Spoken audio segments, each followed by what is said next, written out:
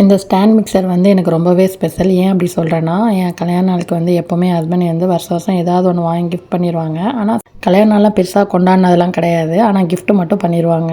ஆனால் இந்த வருஷம் மட்டும் எனக்கு வந்து ஸ்பெஷலாக ஸ்டாண்ட் மிக்சர் வாங்கி கொடுத்தாங்க. ரொம்பவே யூஸ்ஃபுல்லாகவும் இருக்குது. ஏன் அப்படின்னா, எனக்கு வந்து பேக்கிங்க்கு நிறைய மாவு பிசைகிற வேலை இருக்கும்.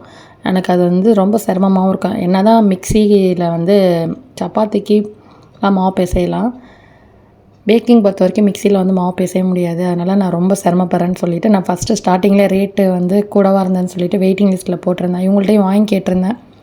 இவங்க சொன்னாங்க, பொறுமையாக ரேட்டு கம்மியாகட்டும், நான் வாங்கி தரேன் அப்படின்னாங்க.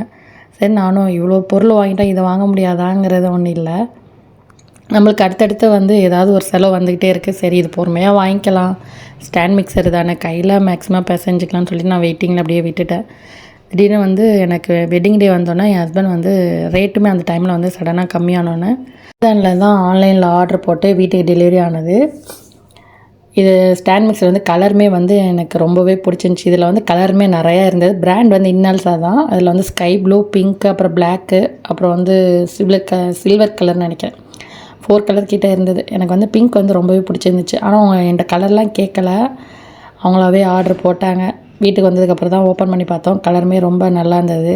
நான் கூட 5 லிட்டர்னால் கொஞ்சம் ஓரளவுக்கு பெருசாக இருக்குன்னு பார்த்தா கொஞ்சம் ஓரளவுக்கு சின்னதாக தான் இருக்குது. இதோட கெப்பாசிட்டி வந்து 1 கேஜி மாவு வரைக்கும் பிசையலாம்.